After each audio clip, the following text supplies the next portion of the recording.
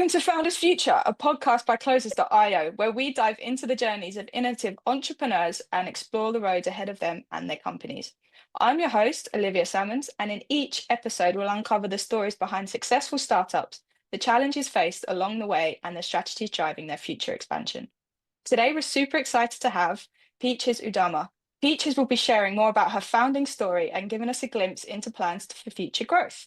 So let's jump straight in. Peaches, welcome to Founders Future.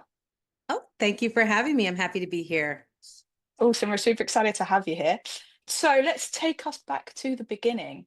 What specific problem inspired you to start Just Peachy? Over the years of teaching and working with people, I started to notice that folks have a lot of complicated thoughts about themselves and their greatness or lack thereof, and their abilities to succeed. And so I wanted to make sure that I could get in deep with people around some of those inner monologues and work with them so that they could have everything they wanted in life. Awesome, incredible, and very inspiring. So walk us through your background a little bit before launching the business and how that experience inspired your approach. So I have been teaching since 1986 at the college level, then at the I started teaching in different settings, mental health settings like psychiatric hospitals, senior citizen settings.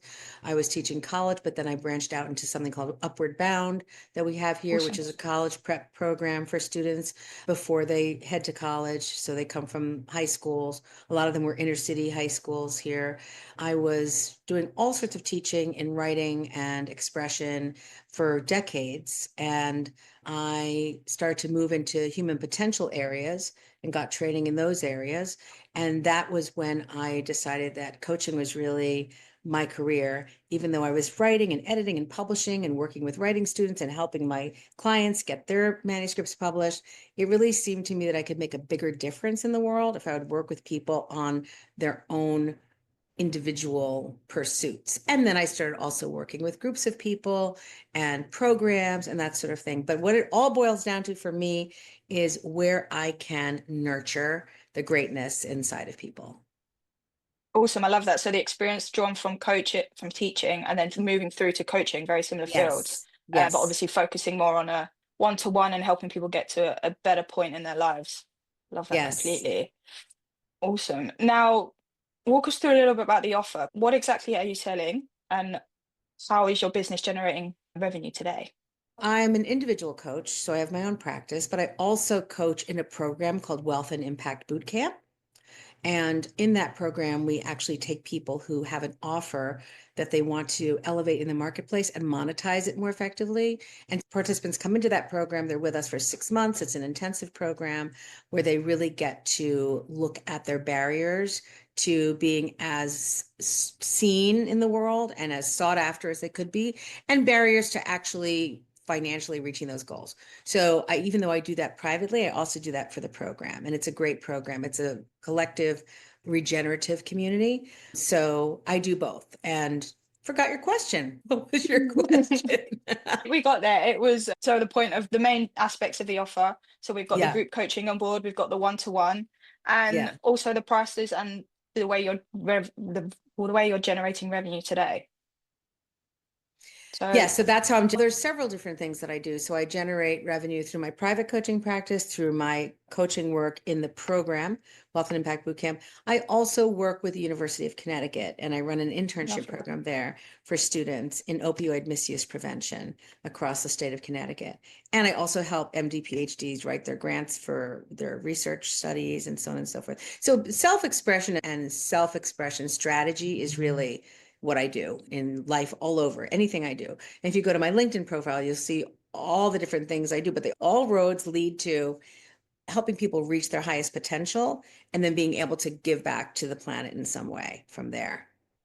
Awesome, love that. So really helping people elevate themselves and get to that next goal and next venture in life. Amazing stuff. And you didn't touch a point on there that you're still working with the university. I do. bringing it right Mhm. back round through teaching. That's Incredible. right. I'm actually, you noticed that. I really never left, even though I was not in the college classroom. Then I went into the hospital-based classroom working with medical researchers. Now I'm at a university again, working with students and Awesome. helping them. And yeah, it's all about reaching out and helping people find their greatness and be able to produce results from that out in the world. Awesome. Love that massively. So how are you currently going about acquiring customers, and what channels and methods have you been finding most effective in doing so? For coaching, for some reason, word of mouth is working very well for me. My clients tend to find each other and recommend me to each other. And then I have lots of private coaching clients. As far as the program that I work with, we, the folks in the program refer people that they Okay. know. And it's been working quite well over the years by word of mouth. I'm starting to work a little bit with a lead generation company around some of my projects, and they also are working out well for me. And I think really what it comes down to for all of us is how attractive we are, even if you take everything away, marketing and sales teams and all of that, how attractive is our offer? And how attractive are we as the holders of the offer and the executors of the offer? That is Mm. what pulls, it's what pulls people in. Now, of course, you do need to have marketing and you do need to have outreach and you do need to have sales teams and all that, of course, especially if you're building something that's very grand, that's very big. But you have to start with your own, your product and how high a quality product do you have? Because if the product isn't high quality, it doesn't matter how much you advertise it, ultimately it's going to die. It needs to survive on its own, self-standing as something powerful and special that people want to have for themselves. And then everything falls from that. Yeah, definitely. And I want to touch on that as well, because you did mention a lot on the reliance on referrals. And I think that is a big indicator of trust within what you're offering and how you're growing and how you're presenting yourself. So that's a great thing. So you did mention there also about the sales process media. Are you doing all this yourself? Do you have a team set behind you? What does that look like for you? That's so interesting. With my private coaching, you mean team as far as sales and marketing or team as far as staff? In general, do you have a team working with you? Do you do all of this yourself? Are you a busy lady? What is going on behind the scenes? Extremely busy. I have teams all over the place. I do have teams. I have teams at the university. I have teams at the Wealth and Impact Bootcamp. I have teams for my own private practice. There Awesome. is nothing without teams. There's nothing without people around you to support what you're up to, what you're creating, having enough faith in what you put out that they want to be part of it and they want to, it's wanting to be the member of a great club. Hmm. How can I be part of that? So I don't mean to sound like didactic with people, but if you're trying to do everything on your own and you're trying to create something that people want to pay for, you actually have to have people working with you. Yeah, Yeah. I agree. And it's one thing I think a lot of young founders or startups that are listening will be able to resonate with a lot, having wearing those many hats, juggling all that by themselves. If you can really have a core group of people behind you, supporting you and moving you forward, it's a great asset in looking like that. So, in terms of Just Peachy, what would you say is the biggest bottleneck to growth right now? Would that be lead generation, sales conversion, fulfillment capacity, or would you say something else entirely? I don't have any bottlenecks with Just Peachy.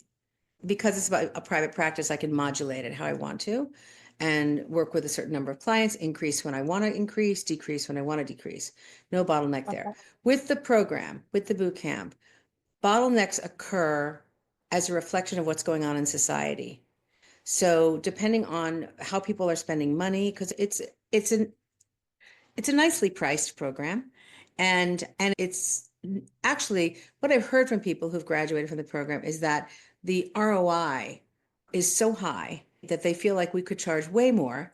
And we've reduced our tuition this year because of the stress, societal stress on people around finances in this country. I don't know where you are, but in my country, in the US, there's been a lot of fear around finances. And so we wanted to help out people to get into the program by lowering the price. It's going to go back up again. But right now we've reduced it so that people can actually get in If we're going to help you Mm, monetize, we can't make it impossible for you to get into the program that's going to help you monetize. That's a little bit love backwards. that. Yeah. Yeah, so we have to help people get in, and then they can achieve what they want to achieve, what their goals are. So bottleneck, definitely the state of society at any given time, the state of the economy. That would be the bottleneck. Other than that, people want to come into the program when I interview them right away. The only stopgap for them is the tuition if it feels prohibitive to them at the time. It doesn't in some years, and in this past year it has, and that's pretty traceable to what's happening in our country right now. Yeah. Yeah, and I would stretch that not just to your country. Obviously, you touched on the economy in general, and I feel like the global economy at the moment is all linked to one, and definitely being able to pivot and readjust your offer, readjust who you're looking at, and being able to help people like that is a great asset and a great stature, I think is the word I want to use there, that you can have an offer. So if you had to identify one thing that if sold would make the biggest impact on your business growth, what would that be? But one thing, if sold, I'm not sure I understand the Solved, question. Oh, solved. So solved. that's my accent. Yeah, solved. I love your accent. I love it. Okay, so if I could identify one thing in my private coaching that if In your solved, private coaching, we've solved. don't have any issues with my private coaching. Again, touching on that, we're going on brilliant. Okay, we'll look at the Perfect. program. Problem solved would definitely be, again, it's the state of the economy. Outside People, influence. yeah, it really is outside influence. That is the number one issue. Yeah. Which is Awesome. why it's And called then, Wealth and Impact Bootcamp. It's called yeah. Wealth and Impact Bootcamp because we want to produce wealth for you. I just looked and realized I look like Mrs. Claus with this sweater on. It's very interesting. This fur collar, fake fur collar that I have on. Anyway, you can keep that in. I don't mind if people know me I as the think real it's person. I think it's just Peachy. I think you look incredible. And they'll see that going forward. Okay. So, what are the top priorities for growth? Where do you see the program going over the next 12 months? Program's expanding again because as I said, we lowered the tuition a little bit to help people get in. And we can raise it back up again when people are more comfortable with the economy. So that's where I see that going. It's been a very successful program over the years. We're coming up on our 6th year anniversary of Awesome. it. Lots of wonderful people came through and produced miraculous results all around the world from the program. As far as my coaching, I this is a lifetime calling for me, and I do see it growing also because I find that there are a lot of people who, even though they love the community environment and the community growth process, some people actually like working one-on-one. And so for those people, I'm there. And I'm also very selective. I only want people who are really willing to work. And in our program, they call me Mama Bear, and I'm very protective of whoever I work with. But I also will be tough on you. So to make sure that you get what you're paying for. I don't like to rip people off. So I'd rather fire you if you're not doing the work than keep you going if nothing's happening, because I'm not going to waste your time or your money. I will continue to grow my coaching practice. The great thing about coaching is that in other fields, there's a great emphasis on the need for the youth perspective or youth culture. With coaching, you really want someone who's been around for a while. I always am fascinated by relationship coaches who are 20 years old. That doesn't really make any sense to me. So I love the young people. I coach a lot of young people. There's a place of growth that you get to over your lifetime as you work and as you're exposed to different things and have different relationships. So I think I'm just going to get better and better at what I Awesome. do as I go on. And I also love, love, love to work with people in their 50s and 60s and 70s and 80s because they've got the wisdom. And Yeah. just to keep them going, giving that out to the world is important to me. It's a big commitment of mine.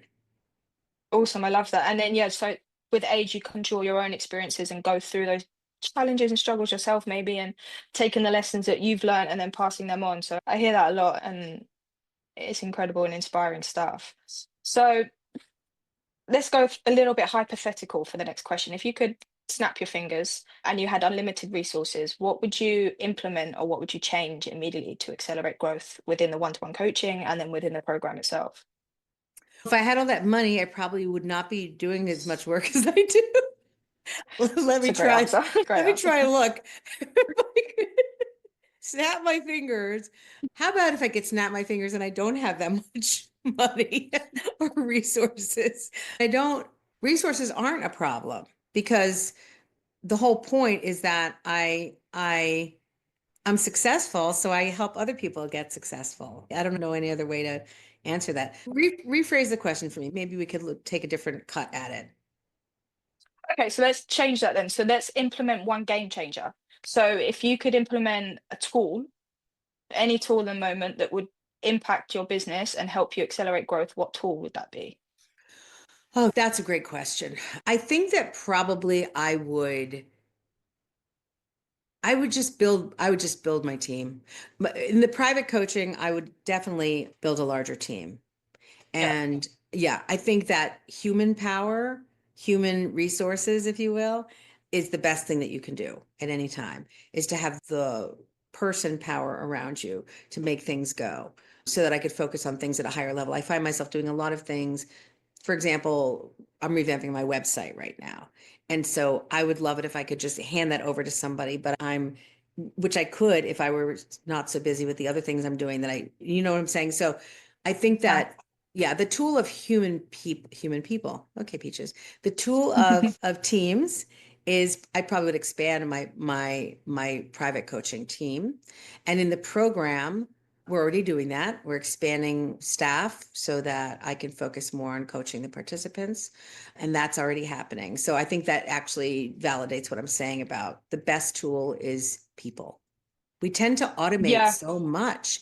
Oh my gosh, everything is so automated that we're losing human connection. And by the way, I'm not an AI person. I'm not going to hand over my work to AI to do for me. I don't do anything with AI. I know everybody's doing it. It's all the rage. We even do it in our program. We do AI workshops and then we touch on it. And our founder, Marcus Bellringer, is very much into AI and he's an expert at it and he teaches them all these things. And I'm more over on the Mama Bear coaching connection side. Yeah. definitely. And I think we touched on it off camera, Bob, and it was more of a sense of, in my mind, how would I put it? The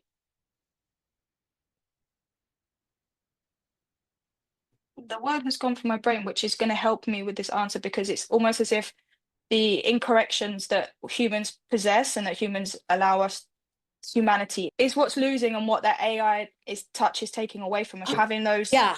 it's almost as if we can't make mistakes, and humans make mistakes and mistakes are fine, and the AI is shifting that brain a little bit. So I love the fact that you've touched on that and you've brought on the fact that it's okay to be human and humans are good and we're moving forward with that one. So Yeah, I that love was that because I answer. was telling you, yeah, at another podcast that I was on, I thought we were in the green room and I started cleaning out my teeth and found out that we were live. Yeah, it was that one. So you're right Yeah, about that. We have to be human because there is nothing, perfection lies in exactly what is. And to try to exactly. be something Imperfection. different. Yeah, imperfection is perfection because it's the way something is supposed to be. Yeah. No, 100%. And then as you see the coaching and consulting industry evolving in the coming years, how is Just Peachy positioning itself for the future? I think that given my whole sensibility about just being authentic and evolving and for me aging, um, the way I'm positioned is to be exactly who I am and how I am and Love that. not get, yeah, shoved around and nervous about needing to change something to be better or younger or be up with the times or anything. That's someone else's job. I'm here for helping people feel good about themselves exactly as they are. Because if you're always posturing, then you're nervous.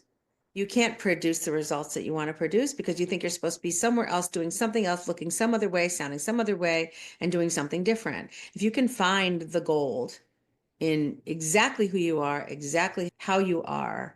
And then once you're in a place where you can be comfortable with yourself, then everything you produce is going to be great because there's not going to be that level of fear around it. You're just going to feel confident that you can make mistakes and everything's fine if you make those mistakes. It's part of your journey. There's way too much posturing going on in the world, way too much looking good, way too much trying to be better than or compete with or whatever. How about just there's enough to go around for everyone? There's enough to go around. Yes, There's no need to push people out of the way. love that. And again, going back to the imperfections in humanity that are helping us be ourselves and just be acceptable. So just to finish it off, we're going to go into a bit of a lightning round and we're going to rack off. What would be the best piece of advice that you've received about scaling a business? It's back to teams. It's back to having teams of people and creating an environment of collegiality and workability and kindness and generosity and support for each other. That's what it would be. Yeah. Awesome. And then just to finish off, what advice would you give to any founders who are listening and at the start of their journey?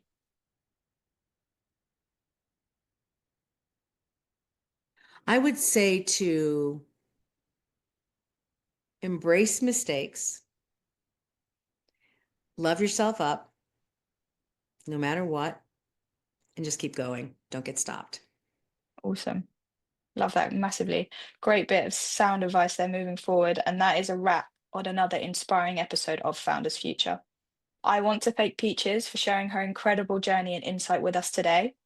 And to our listeners, if you enjoyed this episode, don't forget to subscribe to Founders Future via wherever you listen to your favorite podcast. You can also find more resources and insights at closers.io, where we're dedicated to helping businesses accelerate their sales and marketing efforts through world-class systems and playbooks. Until then, keep climbing, and we will see you on the next one.